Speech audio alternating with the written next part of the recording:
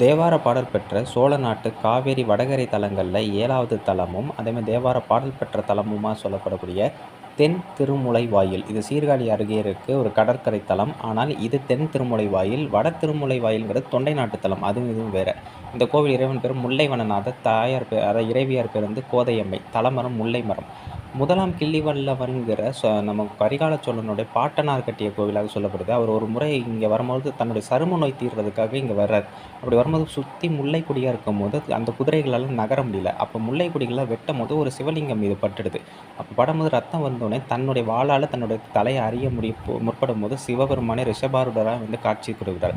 அதனால தான் இந்த கோவில் கிள்ளிவலனால் கட்டப்பட்டு சொல்கிறாங்க. உப்பநாட்டோட வடகரையில் இந்த கோயில் அமைஞ்சிருக்கு. அதேமாதிரி சம்பந்தர் ஒரே ஒரு பதிகம் பாடியிருக்கார். 2ஆம் திருமுறை 88ஆம் பதிகம். உலகிலேயே எந்த கோவில் இல்லாத அமைப்பு, பள்ளி அறையே இல்லாத ஒரே கோவில் இந்த கோயில் மட்டும்தான். அதேமாதிரி இங்கு உள்ள இறைவன் வந்து 3½ அடி உயரம் கொண்டவராக இருக்கார்.